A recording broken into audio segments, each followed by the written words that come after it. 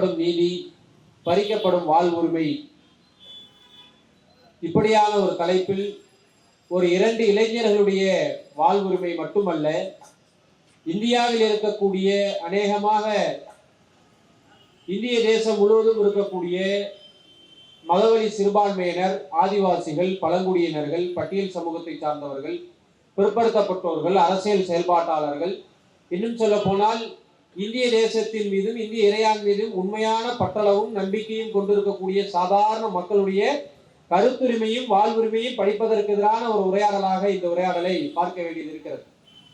இது ஏதோ Umar Khalid, சர்ஜில் இமாம் போன்ற 2 இளைஞர்களுக்கு மட்டும் பறிக்கப்பட்டிருக்கக்கூடிய நீதி அல்ல. இதன் மூலம் RSS பாஜகவினுடைய நரேந்திர மோடி தலைமையிலான இந்த நவோ பாசிச குணங்களை கொண்டிருக்கக்கூடிய இந்த அரசு இந்திய சமூகத்திற்கு சொல்லக்கூடிய செய்தி என்னவென்றால், நீங்கள் இந்த தேசத்தில் எவ்வளவு கடுமையான குற்றத்தை செய்தாலும் குற்றத்தின் அளவை அளவிடக்கூடிய அளவீட்டாளர்கள் நாங்கள் தான். நாங்கள் நினைத்தால் சாதாரண போராட்டத்தில் பேசியிருக்கக்கூடிய சாதாரண வார்த்தையும் கூட தேசிய பாதுகாப்பு சட்டத்தின் பால் கைது செய்ய முடியும். நாங்கள் விரும்பியவர்கள் மட்டும்தான் இங்கு அரசியல் செய்ய முடியும். நாங்கள் விரும்பாதவர்கள் யாராக இருந்தாலும் அவர்களை எந்த காரணமும் இன்றி சிறையில் அடைக்க முடியும் என்பதுதான் உமர் காலிதுக்கும் சர்ஜில் இமாமுக்கும் நடந்திருக்கக்கூடிய அநீதியின் வாயிலாக இந்த அரசு நம்மிடம் சொல்லக்கூடிய செய்தியாக இருக்கிறது. இந்த வழக்கை ரொம்ப ஷார்ப்பா புரிஞ்சுக்கணும்னா முதல்ல உபா என்கின்ற இந்த சட்டத்தை புரிஞ்சுக்கணும். அன்லாஃபுல் ஆக்டிவிட்டீஸ் பிரிவென்ஷன் ஆக்ட் அப்படின்னு சொல்லக்கூடிய தேசிய பாதுகாப்பு தடுப்பு சட்டம் 1967 முதலாக அமலுக்கு வருகிறது.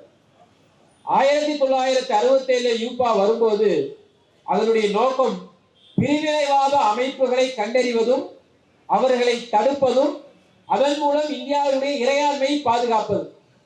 ஏன் அந்த சூழல்ல அப்படியான ஒரு சட்டம் வந்ததுன்னு சொன்னா, மொழிவாரி மாகாணங்கள் எல்லாம் பிரிக்கப்பட்டதற்கு பிறகு பல்வேறு பகுதிகளில் ஒரு சில குழுக்கள், ஒரு சில அமைப்புகள் இந்தியாவிலிருந்து பிரிந்து போக வேண்டும் என்கின்ற நோக்கத்தோடு உருவாக்கப்பட்டு அதற்கான பிரச்சாரங்கள் நடந்து கொண்டிருந்ததால் அப்படியான அமைப்புகள் சமூகத்தில் ஊடுருவதை அடையாளம் கண்டுபிடிப்பதற்காக உருவாக்கப்பட்ட சட்டம் இந்த உபா சட்டம். ஆனால் நாளடைவில் இந்த சட்டம் என்னவாக மாறியது? 2008 இந்த சட்டம் டெரரிஸ்ட் ஆக்டிவிட்டியும் சேர்த்து கவனிக்க வேண்டியது இருக்கிறது என்று 2008 மும்பையினுடைய தாஜ் அட்டாக்கு பிறகு ஊபாவில் கொண்டு சட்டம் இணைக்கப்படுகிறது, சேர்க்கப்படுகிறது. அது அன்லாஃபுல் பிரிவென்ஷன் ஆக்ட்ங்கிறது ஆர்கனைசேஷன் சாவர்னிட்டிக்கு எதிராக மட்டுமல்ல, தீவிரவாதத்திற்கு ஆதரவாகவும் செயல்படுமையானால் அதையும் கண்காணித்து பாதுகாப்பதற்கு, பிரிவென்ஷன் கொடுப்பதற்கு வேண்டும் என்று தாஜ் ஹோட்டலில் ஏற்பட்ட அந்த அட்டாக்கு பிறகு உருவாக்கப்பட்டது. 2012 அப்படியான தீவிரவாத செயல்களுக்கு நேரடியாக டைரக்ட் இன்வால்மெண்ட் இல்லைனாலும் கூட, நேரடியாக அது அந்த இயக்கமாக இல்லாமல் இருந்தாலும் கூட, அப்படியான இயக்கத்திற்கு நிதி கொடுப்பதற்காக ஏதேனும் இயக்கம் இருந்தால் அதையும் ஃபண்டிங் டு த டெரரிசம், அப்படி ஒரு இயக்கம் இருந்தால் அதையும் கண்காணிக்க வேண்டும் என்று கொண்டு வரப்பட்டது. இதற்கு பிறகு இந்த சட்டம் எதுக்காக வந்ததோ அதனுடைய நோக்கத்தை தவறி முழுக்க நாங்கள் தீவிரவாதத்தை கட்டுப்படுத்த போகிறோம் என்கின்ற செயலில் இறங்கின ஒரு சட்டமாக அன்லாஃபுல் பிரிவென்ஷன் ஆக்ட் வந்து மாறுது. இது எல்லா காலத்தை விட ரொம்ப மோசமான ஒரு நடவடிக்கை நரேந்திர மோடியினுடைய ஆட்சி காலத்தில் கொண்டு வரப்பட்டதுதான்.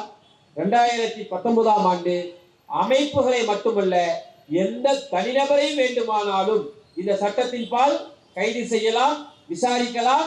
அவர்களை இந்த சட்டத்தின் கீழ் கைது செய்வதற்கான எல்லா கதவுகளையும் திறந்து விட்ட பொழுது செல்வா அவர்கள் பேசும்போது சொன்னார், இந்தியாவில் இருக்கக்கூடிய காங்கிரஸ் கட்சி, திமுக, அதிமுக உள்ளிட்டிருக்கக்கூடிய எல்லா கட்சிகளும் இந்த உமர் காலிதுக்காகவும் சர்ஜில் இமாமுக்காகவும் வீதியில் இறங்கி போராட வேண்டும், கருத்துக்களை தெரிவிக்க வேண்டும் என்று.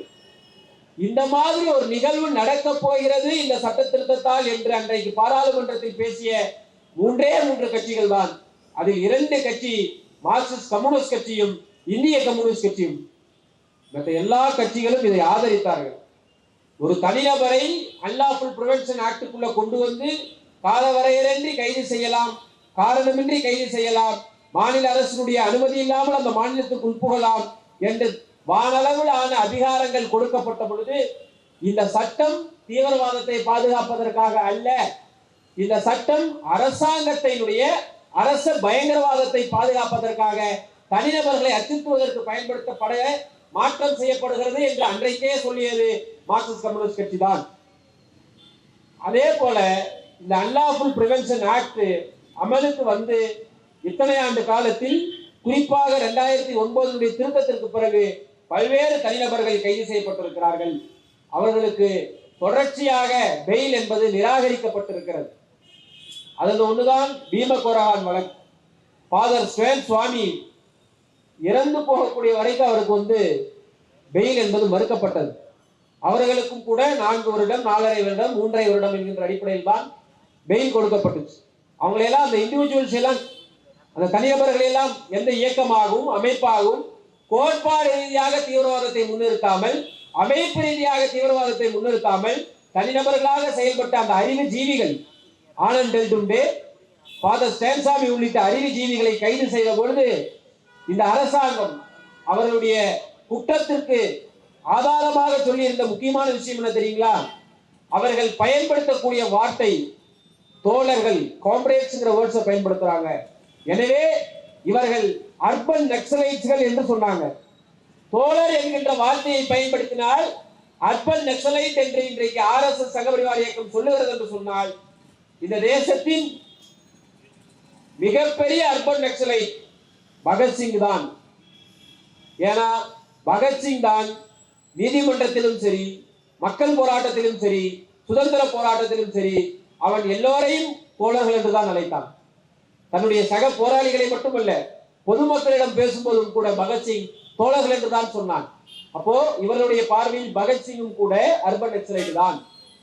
தோழர் என்ற வார்த்தையை பயன்படுத்தியது குற்றத்திற்கு ஆதரவானது என்று அவர்களுக்கு பிணை மறுக்கப்பட்டு கொடுமைகள் அனுபவிக்கப்பட்டு இன்றைய வரைக்கும் அந்த வழக்கு தொடர்ந்து நடந்து கொண்டிருக்கிறது. அதேதான் நீங்க இங்க உமர் காலிதினுடைய சர்ஜினிமாவுடைய இந்த டெல்லியினுடைய கலவர வழக்கை எடுத்துக்கொண்டோம் என்று சொன்னால், செல்வா அவர்கள் சொல்லும்போது சொன்னார், அவங்க டைரக்டா அந்த வாட்ஸ்அப்ல யாரையும் போய் அடிங்க, குத்துங்க, வெட்டுங்க அப்படின்னு எங்கேயும் டைரக்ஷன் கொடுக்கல. நீதிமன்றத்தில் காவல்துறை வழங்கி இருக்கக்கூடிய அமித்ஷாவுடைய கண்ட்ரோல் இருக்கக்கூடிய காவல்துறை, டெல்லியினுடைய காவல்துறை கொடுத்திருக்கக்கூடிய அந்த ஆவணங்கள்ல அவங்க என்ன சொல்றாங்க, இதை தனித்தனியா பாத்தீங்கன்னா இன்னசென்டா இருக்கும், தனித்தனியாக பார்த்தால் அப்பாவித்தனமா இருக்கும். ஆனா இதை கூட்டி வச்சு சேர்த்து வச்சு பாருங்க, உங்களுக்கு ஒரு அர்த்தம் முடியுங்கிறான் டெல்லியினுடைய காவல்துறை. நான் என்ன கேட்கிறேன், அனுராக் தாக்கூர் இன்னைக்கு மினிஸ்டரா இருக்காரு, ஒளி மாறோன்னு சொன்னார், சுட்டுக் கொள்ளுங்கள் என்று சொன்னார். சுட்டுக் கொள்ளுங்கள் என்று அவர் சொன்னதை தனியாக பார்த்தா நீங்க அது ஒரு வெளியில பேசிட்டாருன்னு சொல்லலாம். ஆனால் இந்த கலவரத்தில் பல்வேறு நபர்கள் சுட்டுப்படுகொலை செய்யப்பட்டார்களே, அப்ப அனுராக் தாக்கூருக்கு ஏன் இந்த UAPA சட்டம் பொருந்தவில்லை? கபில் மிஸ்ரா அவர்தான் ரொம்ப முக்கியமான A1ஆக இந்த UAPA சட்டத்தின் கீழ் கொண்டு வரப்பட வேண்டியவர். ஏன்னா அவர் பேசுறார், என்ன பேசுறார், இந்த பக்கத்துல தான் இருக்கு சாயின்பாத், இந்த டெல்லியினுடைய காவல்துறை அவர்களை அப்புறப்படுத்தவில்லை என்று சொன்னால் நாங்கள் வீதியில் இறங்கி அப்புறப்படுத்துவோம், அந்த நிலைக்கு எங்களை தள்ளிவிடாதீர்கள், நாங்கள் அப்புறப்படுத்தினால் ஷாஹின்பாத் இருக்காது என்று சொன்னார். அவர் எங்கு பேசினாரோ அங்குதான் முதலில் கலவரம் வெடித்தது. ஏன் இதை நீங்க இன்டர்லிங்க் பண்ணி பார்க்க வேண்டியதானே? டெல்லியுடைய காவல்துறை முதல்ல கலவரம் ஆரம்பிச்ச இடமும் கபில் மிஸ்ரா பேசின இடமும் ஒன்னாதான் இருக்கு. இதை தனித்தனியாக பார்க்க முடியாது, இதை ஒன்றாகத்தான் பார்க்க வேண்டும் என்று ஏன் டெல்லியுடைய காவல்துறை தன்னுடைய வழக்கு பதிவில இந்த விசாரணைக்குள்ள கொண்டு வரல? ஏன்னா அவர் கபில் மிஸ்ரா, அவர் பிஜேபியினுடைய தலைவர். ஏனால் அவர் அனுராக் தாக்கூர், அவர் பிஜேபியுடைய தலைவர். அவர்களுடைய நோக்கமே கலவரத்தை உண்டு செய்வதுதான். ஆனால் அவர்களுக்கு சிறை இல்லை, UAPA சட்டம் இல்லை, அவர்களுக்கு இன்றைய வரைக்கும் பிணை மறுக்கப்படவில்லை. ஆனால் இவங்க முக்கியமாக சொல்லக்கூடியது என்ன, உமர் காலித் பேசும் பொழுது பிப்ரவரி மாதம் இந்த கலவரத்துக்கு முன்பாக கடைசியாக டெல்லியில் பேசுகின்ற பொழுது, ட்ரம்ப் வருகை தர இருக்கும் போது நாங்கள் டெல்லிகளின் வீதிகளை முடக்குவோம் என்று சொன்னார், நாங்கள் சாலை மறியலிலே ஈடுபடுவோம் என்று சொன்னார், நாங்கள் இந்த நகரத்தை சம்பவிப்போம் அப்படின்னு சொன்னார். இதெல்லாம் நடந்தது. இதெல்லாம் நடந்ததும் அவர் பேசியது பேச்சல்ல, அவர் அந்த மக்களுக்கு கைட் பண்ணார். டெல்லியில ரோட முழக்கணும், நகரத்தை சம்பவிக்க வேண்டும் என்று, அதாவது கலவரமாக்க வேண்டும் என்று இவர் கைட் பண்ணார். இதை வார்த்தைகளாக கருத்துரிமையாக பார்க்க முடியாது, இது தூண்டி விடுவதாக பார்க்க வேண்டும் என்று டெல்லியினுடைய காவல்துறை சொல்லும். நாமளும் தான் சொல்றோம், பல நேரங்களில் சொல்றோம், எங்களுடைய கோரிக்கைகள் ஏற்கப்படவில்லை என்றால் போராட்டங்கள் திசை மாறும் சொல்றோம். ஒருவேளை சம்சீர் அகமது ஆகிய நான் எஸ்எஃப்ஐ செயலாளராக இல்லை என்று சொன்னால் இந்நேரம் நானும் யுஏபிஏ சட்டத்தில் கைது செய்யப்பட்டிருக்கலாம். எஸ்எஃப்ஐ இருக்கு. ஏன்னா போராட்டத்தின் திசை மாறினா எப்படி வேணாலும் மாறும். நாளைக்கு ஏதோ ஒரு இன்சிடென்ட் நடந்ததுன்னா நான் இன்னைக்கு கோஷம் போட்டதுனால தான் ஆகும் என்று அவர்கள் சொல்ல முடியும். அதான் நான் இதுல சொல்ல வர விஷயம். உமர் காலித் பர்பஸ்ஃபுல்லா இந்த கலவரத்தை வழிநடத்தினார், தூண்டினார், ஆதரவளித்தார், ஆள் திரட்டினார் என்பதற்கு எந்தவித ஆதாரங்களும் இன்றைய வரைக்கும் அவர்களால் வாட்ஸ்அப் சாட் இருக்கின்றான், அதுலயும் இல்ல. கால் ரெக்கார்டு இருக்கின்றான், அதுலயும் இல்ல. டெல்லியினுடைய காவல்துறை கொடுத்திருக்கக்கூடிய எதிரியுமே உமர் காலிதோ சர்ஜி இமாமோ நேரடியாக அந்த டெல்லி கலவரத்தை தூண்டினார்கள், வழிநடத்தினார்கள் என்று காவல்துறை வைக்கக்கூடிய குற்றத்திற்கு எந்த ஆதாரமும் இல்லாத பொழுது சுப்ரீம் கோர்ட் சொல்லியிருக்கக்கூடிய வார்த்தை, அவர்கள் மீது குற்றம் நிரூபிக்கப்படவில்லையே தவிர குற்றம் நிரூபிக்கப்படுவதற்கான முகாந்திரம் இருப்பதால் நான் பிணை மறுக்கிறேன் சொல்றாங்க. பிணை மறுக்கிறேன் மட்டும் சொல்லல, அவை மேல்முறையீட்டுக்கான காலத்தை தடுத்து அதை மீண்டும் எக்ஸ்டெண்ட் பண்றாங்க. யாரை மகிழ்விப்பதற்காக? யார இதுவரைக்கும் குற்றம் நிரூபிப்பதற்கான வாய்ப்பே இல்லாத ஒரு வழக்கில், ஆதாரமே இல்லாத ஒரு வழக்கில், ஆதாரங்கள் இல்லை என்றாலும் கூட வாய்ப்பு இருக்கிறது என்று சொல்லி அவர்களுடைய பிணையை மறுத்து அதனுடைய மேல்முறையீட்டுக்கான கால அவகாசத்தை நீட்டித்திருக்கக்கூடிய இந்த உயர்நீதிமன்ற, அந்த உச்ச நீதிமன்றத்தினுடைய நீதிபதிகள் எதற்காக செய்யறாங்க? ஏன்னா செல்வா சொன்னதை போல அமித்ஷா டைரக்ட் இன்டர்வென்ஷன் பண்றாரு. நேரடியாக இந்த அமித்ஷாவுடைய தலையீட்டின் கீழே இந்த வழக்கு இருக்கிறது.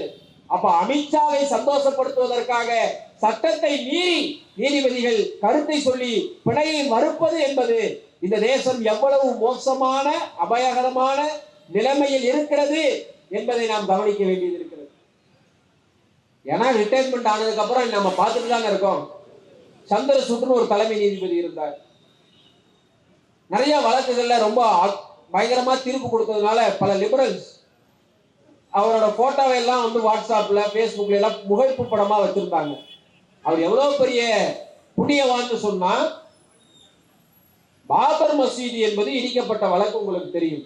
அது ஒரு சிவில் டிஸ்ட்ரிபியூட் கேஸும் இருக்கு, கிரிமினல் கேஸ் இருக்கு. ரெண்டு தனி ட்ரையல்ல நடக்குது.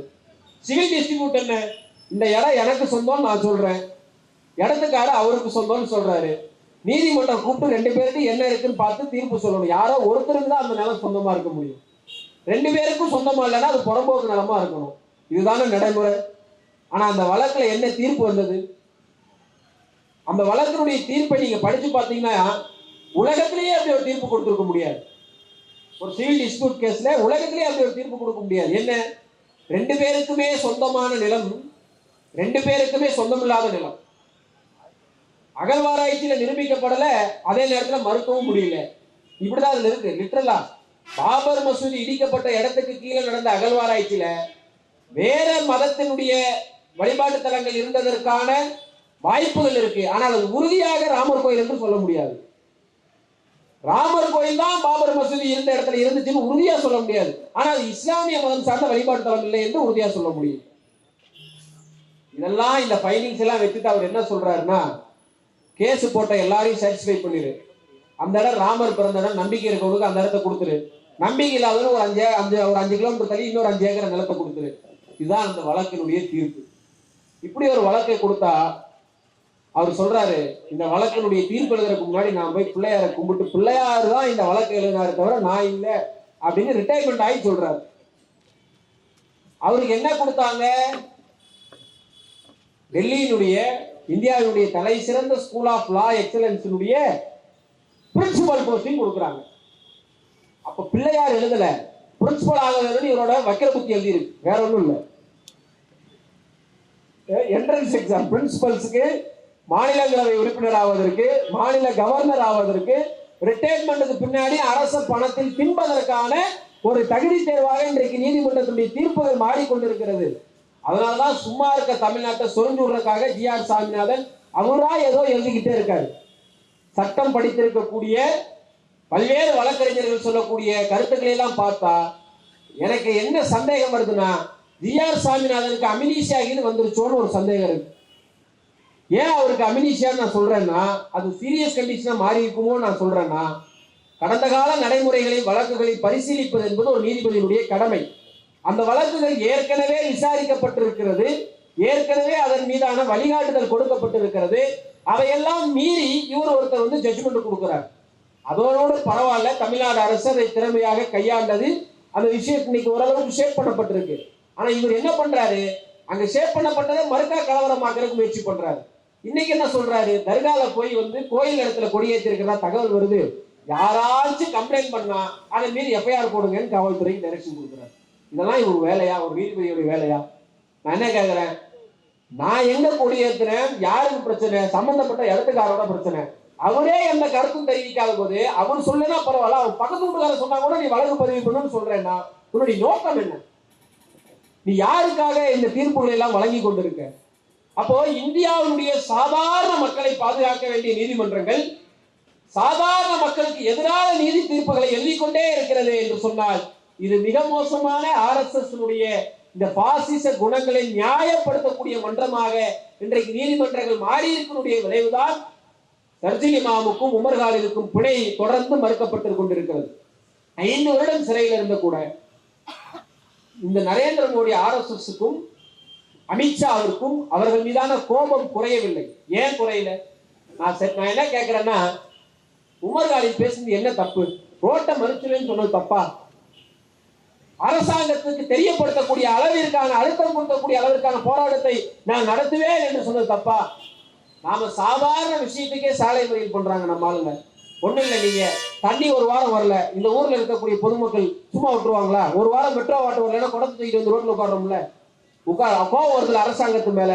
ஒருத்தனை இந்த சட்டம் ஒன்று இருக்கிறது, CAA NRC NPR என்ற சட்டத்தின் மூலமாக இந்தியாவில் பிறந்த இந்திய குடிமக்களை உன்னுடைய மதத்தை சொல்லி நீ இந்தியனே இல்லை என்கின்ற நிலையை உருவாக்குறது என்று சொன்னார். அந்த அச்சம், அந்த இந்திய தேசத்தின் குடியுரிமை பறிபோகிற அச்சம், அந்த பயம், அதன் மீதான நியாயம், அதன் மீதான கோபத்தில் இருந்து நான் மறியல் செஞ்சிருக்கேன்னு சொல்றதுல என்ன தவறு இருந்திருக்க முடியும்?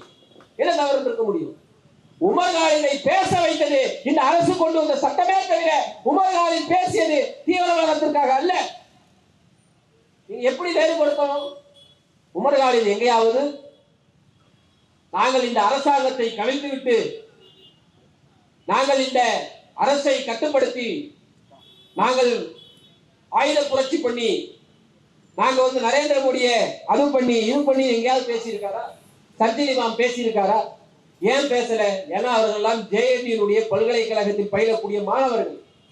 JNU பல்கலைக்கழகத்தில் பயிலக்கூடிய மாணவர்கள் அரசியல் ரீதியாக தொடர்ந்து அரசியல் மீதான உரையாடலை செய்யக்கூடியவர்கள். அது இடதுசாரிகளாக இருந்தாலும் சரி, அங்கேயே இருக்கக்கூடிய வலதுசாரிகளாக இருந்தாலும் சரி, கருத்தியல் ரீதியாக தங்களுடைய அரசியல் அறிவை பக்குவப்படுத்தக்கூடிய ஒரு பல்கலைக்கழகமாக இருக்கக்கூடியது JNU பல்கலைக்கழகம். அங்கிருந்து வந்த ஒரு மாணவன் தன்னுடைய குடியுரிமை பகுதி போது உத்தரப்பிரதேசத்தில் இருக்கக்கூடிய ஒரு மாணவன் டெல்லிக்கு படிக்க வந்திருக்கக்கூடிய அந்த சூழலில் இருந்து அவருடைய கோபம் நியாயமானது தானே? அதே இந்த அரசுக்கு பிடிக்கல.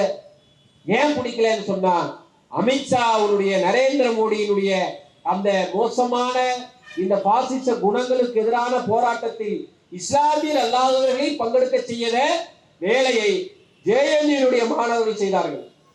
CAA NRC NPRக்கு எதிராக இந்தியாவில் ஒரு பல்கலைக்கழகத்தினுடைய பேரவையினுடைய தலைவர் போராட்டத்தில் ஈடுபட்டதற்காக RSS ABVP குண்டர்களால் தாக்கப்பட்டார்கள் என்று சொன்னால் அது SFI டெல்லி JNU பல்கலைக்கழகத்தினுடைய பேரவை தலைவராக இருந்த IC கோஷ் அவர்கள் தான் ABVP குண்டர்களால் தாக்கப்பட்டார்கள். CAA NRC NPR போராட்டத்தை அன்றைக்கு JNU-வில் அவ்வளவு வலுவாக நடத்தினார்கள். அந்த போராட்டத்தில் பாதிக்கப்பட்ட மக்கள், அந்த IC கோஷ் உட்பட்ட மாணவர்களை பல்கலைக்கழக வளாகத்திற்குள்ள இருந்து ஆஸ்பத்திரிக்கு கூட்டிட்டு போக வர இருந்த ஆம்புலன்ஸை கூட உள்ள விடல காவல்துறை. ஆம்புலன்ஸ் விடல, சட்டை கட்டி தான் ஆம்புலன்ஸ் உள்ள வந்தது. இப்படி எஸ்எஃப்ஐ அந்த போராட்டத்தை நடத்தியதனுடைய அவசியம் என்ன? ஏன் நடத்தணும்? ஏனால் எஸ்எஃப்ஐ ரொம்ப தெளிவா சொல்றோம், இந்த தேசத்தில் இருக்கக்கூடிய எல்லோருக்கும் சாதி ரீதியாக, மத ரீதியாக, இன ரீதியாக, மொழி ரீதியாக, பண்பாட்டு ரீதியாக யாராவது ஒடுக்குமுறை செய்தால் அந்த ஒடுக்குமுறையில் இருக்கக்கூடிய மக்களுக்கு விடுதலை பெற்று தருவதே எங்களுடைய ஏககால பணி என்பதை முன்னின்று செயல்படக்கூடிய அமைப்பு எஸ்எஃப்ஐ. அப்போ நீங்க ஒருத்தரை மத ரீதியாக இந்த நாட்டில் இனிமேல் உனக்கு குடியுரிமை இல்லை என்று சொன்னால் அதை பார்த்து கொண்டு எங்களால் வேடிக்கை பார்க்க முடியாது என்பதுதான் அன்றைக்கு நடந்த போராட்டம். அன்னைக்கு நடந்த போராட்டத்தினுடைய ஒரு பகுதியில் தான் அதே போராட்டத்தை தான் ஜேஎன்யூவில் உமர் காலிதும் சத்தியமாவும் நடத்துறாங்க. தொடர்களே, இந்த நாட்டில் இஸ்லாமியர்களாக இருப்பது என்பது ரொம்ப கஷ்டம். நான் ஏன் கஷ்டம்னு சொல்றேன்னா, நீங்க சாதாரணமாக இந்த சமூகத்தினுடைய மனநிலையில் இஸ்லாமியர்கள் எல்லாம் பொதுவாகவே எதிரிகள் என்கின்றது தொடர்ச்சியாக கட்டமைக்கப்படுது. அது எங்கிருந்து ஆரம்பிக்குது? துவக்கத்துல குழந்தைகளுக்கு கார்ட்டூன் வருது பாருங்க, கார்ட்டூன் சேனல், அந்த சேனல்ல இருந்து ஆரம்பிக்கப்படுது. நீங்க அதுல சோட்டா பீம்னு ஒரு கார்ட்டூன், குழந்தைங்களுக்கு எல்லாம் பிடிச்ச கார்ட்டூன் தான். நீங்க அந்த கார்ட்டூனை பாருங்க. அந்த சோட்டா பீம் என்று சொல்லப்படுற அந்த பையன், அவன் ரொம்ப நல்லவன். அவன் எப்படி இருப்பான்னா, குழந்தை ராமர் மாதிரி இருப்பான். அவனுக்கு போட்டிருக்க ட்ரெஸ் எல்லாம், அவன் அடிக்கக்கூடிய வில்லன் எல்லாம் பாத்தீங்கன்னா, யாரெல்லாம் அந்த குழந்தை எதிர்கொள்கிறதோ, வில்லனாக எதிர்கொண்டு சண்டை செய்கிறானோ, அவன்லாம் ஒரு தாடி இருக்கும், தொப்பி இருக்கும். குறிப்பாக அவர்களுடைய பெயரெல்லாம் இஸ்லாமிய பெயர்களாக இருக்கும். அப்ப குழந்தை வளரும் போதே அவனுக்கு இந்த கார்பரேட்டின் மூலமாக இந்துத்துவ அரசியல் என்பது ஊட்டப்படுகிறது. அப்படி பொது சமூகத்தில் ஒரு இஸ்லாமியர்கள் அரசியல் செயல்பாட்டாளர்களாக வருவது என்பது அவ்வளவு எளிதான விஷயம் கிடையாது. அதுவும் குறிப்பாக உமர் காலிதை போல பிஎஸ்எஃப் என்கின்ற மாணவர், டெமோக்ராட்டிக் ஸ்டூடெண்ட் பெடரேஷன், அவன் உமர் காலித் போய் எந்த இஸ்லாமிய மத அடிப்படைவாத அமைப்புகளுடைய பிரதிநிதியாக இல்லை. அவன் ப்ரோக்ரசிவ் ஸ்டூடெண்ட் ஆர்கனைசேஷனுடைய பிரதிநிதியாக, ப்ரோக்ரசிவ் ஸ்டூடெண்ட் ஆர்கனைசேஷன் என்று சொல்லி இன்னும் குறிப்பாக சொல்ல வேண்டும் என்று சொன்னால் இடதுசாரி மாணவர் இயக்கம். அந்த இடதுசாரி மாணவர் இயக்கத்தில் இருந்து பணியாற்றிய உமர் காலித் அது பொறுக்க முடியவில்லை. ஏன் பொறுக்க முடியவில்லை? வலதுசாரி தீவிரவாதத்திற்கு, ஆர்எஸ்எஸ் பிஜேபியினுடைய வகுப்புவாத சிந்தனைக்கு சிறுபான்மையினுடைய வகுப்புவாத சிந்தனை ஒரு பூஸ்ட் மாதிரி. இவங்க சிறுபான்மை சமூகத்திலிருந்து உருவாகக்கூடிய அந்த அடிப்படைவாத கருத்துக்கள் என்பதுதான் பெரும்பான்மையாக இருக்கக்கூடிய பிரிந்து கிடக்கக்கூடிய இந்துக்களை ஒன்று சேர்ப்பதற்கு அவன் பயன்படுத்தக்கூடிய டூல். அதற்கு எதிராக உமர் காலித் ஒரு ப்ரோக்ரசிவ் ஸ்டூடெண்ட் ஆர்கனைசேஷனில் இருந்து மக்களை திரட்டுறார் என்பதுதான் இன்றைக்கு வரைக்கும் உமர் காலித்துக்கு கொடுக்கப்படாத பிழை. அதான் முக்கியமா இருக்கக்கூடிய மையமான அரசியல். அப்ப இஸ்லாமியர்கள் அரசியலுக்கு வர வேண்டும் என்று சொன்னாலே, அரசியல் பேச வேண்டும் என்று சொன்னாலே, அவர்கள் இஸ்லாமிய அமைப்புகளுக்குள் தான் இருக்க வேண்டும் என்பதை தான் இந்த சட்டத்தின் வாயிலாக, இந்த நீதிமன்ற நடவடிக்கையின் வாயிலாக ஆர்எஸ்எஸ் சகபரிவார இயக்கம் நமக்கு சொல்லிக் கொடுக்கிறது. அதுதான் பிரச்சனையே. இன்றைக்கு அரசியல் பேசுவதற்கான வாய்ப்புகள் சுருக்கப்பட்டது மட்டுமல்ல, அது பிரிக்கப்பட்டு இவர்கள் தான் செய்ய வேண்டும் என்று சொல்கிறது. தன்னுடைய ஆர்எஸ்எஸ் பிஜேபிக்கு நேரடியாக பலன் தரக்கூடிய அசைதுல் ஒய்சி போன்ற ஆட்கள் எல்லாம் ஆர்எஸ்எஸ் இது போல சிறையில் அடைக்கல. ஏன்னா அவங்களுக்கு தெரியும், ஒய்சி பேச பேச ஆர்எஸ்எஸ் வளர்ச்சின்னு அவங்களுக்கு தெரியும். ஆனால் உமர் காலிதை சிறையில் அடைப்பார்கள், சர்ஜில் இமாமை சிறையில் அடைப்பார்கள். ஏனென்றால் இவர்கள் மக்களின் பக்கம் என்று அரசியல் பேசுகிறவர்களே தவிர மதத்தின் பக்கம் என்று அரசியல் பேசவில்லை. இதையெல்லாம் நாம மையமாக புரிந்து கொள்ள வேண்டிய மிக முக்கியமான விஷயம். இன்றைக்கு ஆர்எஸ்எஸ் தன்னுடைய நூற்றாண்டை கொண்டாடி கொண்டிருக்கிறது. அதையொட்டி ஃப்ரண்ட் லைன்ல ஒரு மிக முக்கியமான கட்டுரை ஒன்று வந்தது. நான் கூட டிரான்ஸ்லேட் பண்ணியிருக்கேன். அந்த கடிதம் தாரிக் அலி என்று சொல்லக்கூடிய மிக முக்கியமான ஒரு கொலமிஸ்ட் எழுதின கடிதம். அந்த கட்டுரையில் அவர் என்ன சொல்றாருன்னா, ஒரு 10-15 லைட்ஸ் ஒட்டுக்கா இருக்கு. அது ஒவ்வொன்றும் ஒவ்வொரு கலர்ல இருக்கு. நடுவுல ஒரு டிவைஸ் வச்சுக்கிறோம்னு ஒரு கருவி, நிறத்தை உள்வாங்கக்கூடிய கருவி. அது அப்படி உள்வாங்கி அப்படி வெளியில விடும். அது அந்த ரெஃப்ளெக்ஷன்ஸை அப்சர்வ் பண்ணி அது ரீரெஃப்ளெக்ட் பண்ணும். அப்படி ஒரு கருவி. அந்த கருவி தான் ஆர்எஸ்எஸ் என்று சொன்னால், இந்த சமூகத்தில் இருக்கக்கூடிய அந்த 15 விதமான அந்த கலரையும் உள்ள வாங்கிட்டு அதை ரீரெஃப்ளெக்ட் பண்ணும்போது 2 கலரை தான் ரீரெஃப்ளெக்ட் பண்ணும். அது ஒன்று முஸ்லீம், இன்னொன்று இந்து. ஒன்று பச்சையாக இருக்கும், இன்னொன்று காவியாக இருக்கும். இந்துக்களுக்கான அரசியல் என்று சொல்லி சமூகத்தில் ஒழுக்கப்பட்டிருக்கக்கூடிய, பிற்படுத்தப்பட்டிருக்கக்கூடிய ஆதிவாசிகளாக, பழங்குடிகளாக இருக்கக்கூடிய மக்களுக்கு உண்மையில் RSS தான் எதிரியாக இருக்கிறது என்பதை மறைத்துவிட்டு இஸ்லாமியர்கள் எதிரியாக இருக்கிறார்கள் என்று காட்சிப்படுத்துவதன் மூலம் சம்பந்தப்பட்ட மக்கள் தங்களுடைய விடுதலைக்காக போராடுவதை மறந்து இன்னொருவனுக்கு விடுதலை கிடைக்க கூடாது என்பதற்காக போராட வைக்கிற தந்திரம் தான் RSS உடைய தந்திரம் என்று அவர் சொல்லியிருக்கார். அதான் யதார்த்தத்தில் உண்மை. இந்த UAPA வழக்கு சம்பந்தமாக படிக்கின்ற பொழுது இதனால் வரைக்கும் கைது செய்யப்பட்டிருக்கக்கூடிய பட்டியலை நாம் பார்த்தோம் என்று சொன்னால் அதில் எந்த சமூக பின்னணியை கொண்டவர்கள் அதிகமாக இருக்கிறார்கள் என்று சொல்லி பார்த்தோம் என்று சொன்னால் ரொம்ப முக்கியமாக நீங்க பார்க்க வேண்டியது, அதில் முதல் இடத்தில் அதிகப்படியான இஸ்லாமியர்கள் கைது செய்யப்பட்டிருக்கிறார்கள், இரண்டாவது இடத்தில் அதிகப்படியான பழங்குடிகள் கைது செய்யப்பட்டிருக்கிறார்கள், மூன்றாவது இடத்தில் அதிகப்படியான தலித்துகள் கைது செய்யப்பட்டிருக்கிறார்கள். மற்ற அமைப்புகள், அதாவது மற்ற வகுப்பினர்கள் எல்லாம், மற்ற சமூகத்தினர்கள் எல்லாம் யாராக இருக்கிறார்கள் என்று சொன்னால் யாரெல்லாம் RSS BJP செயல்பாடுகளை எதிர்க்கக்கூடியவர்களாக இருக்கிறார்களோ அவர்கள் எல்லாம் கைது செய்யப்பட்டிருக்கிறார்கள் என்று சொன்னால் இந்த RSS BJP அரசியல் உமர் காலித், சர்ஜில் இமாம் போன்றவர்களை காட்சிப்படுத்தி எதிரியாக முன்னிறுத்துவதன் மூலம் நம்முடைய பிரதானமான உரிமைகளுக்கு எதிரான போராட்டத்தை மழுங்கடிக்க செய்வதே தவிர வேறு இல்லை என்பதை நாம் பார்க்க வேண்டும். இப்படியான சமூகத்தில் ஒரு நபருடைய கருத்து பறிக்கப்படுவது மட்டுமல்ல, ஒரு சமூகத்தில் பிறந்திருக்கிறார் என்பதற்காகவே அவருக்கு மட்டும் தண்டனை வேறு விதமாக இருக்கிறது என்று சொன்னால் அதை பார்த்து கொண்டு அமைதியாக மார்க்சிஸ்ட் கம்யூனிஸ்ட் கட்சியாலோ இந்திய மாணவர் சங்கத்தாலோ இருக்க ஒரு காலமும் முடியாது. ஏனென்று சொன்னால் இந்தியாவிற்கு பரிபூர்ணமான சுதந்திரம் வேண்டும் என்று சொன்ன ஒரு இயக்கம் என்று சொன்னால் அது மார்க்சிஸ்ட் கம்யூனிஸ்ட் கட்சியினுடைய வழிகோண்டதாக இருக்கக்கூடிய அன்றைய காலத்துடைய கம்யூனிஸ்டுகள் தான். அந்த கம்யூனிஸ்டுகள் யார் இந்த தீர்மானத்தை முன்மொழிந்தார்கள் என்பதுதான் இன்றைக்கு இந்தியாவில் சந்திக்கக்கூடிய இந்த மத துவேஷ பிரச்சாரங்களுக்கு எதிரான மக்கள் ஒற்றுமைக்கான மிக முக்கியமான முகாந்திரம். அதை முன்மொழிந்தவர் மௌலானா ஹஜரத் மொஹானி, அதை வழிமொழிந்தவர் சுவாமி குமாரானந்தா. ஒருவர் மௌலானா, இன்னொருவர் சுவாமி. இந்தியாவிற்கு பரிபூர்ணமான சுதந்திரம் வேண்டும் என்று சொன்ன மௌலானாக்களும் சுவாமிகளும் நிறைந்த இயக்கம் தான் கம்யூனிஸ்ட் இயக்கம். மக்களை ஒன்றுபடுத்தக்கூடிய இயக்கம் தான் கம்யூனிஸ்ட் இயக்கம். இந்தியாவிற்கு சுதந்திரம் வேண்டாம் என்று பிரிட்டிஷுடைய கருணையில் உயிர் வாழ்ந்தவர்கள் தான் இன்றைக்கு ஆட்சி அதிகாரத்தில் இருக்கக்கூடிய RSS இயக்கம்.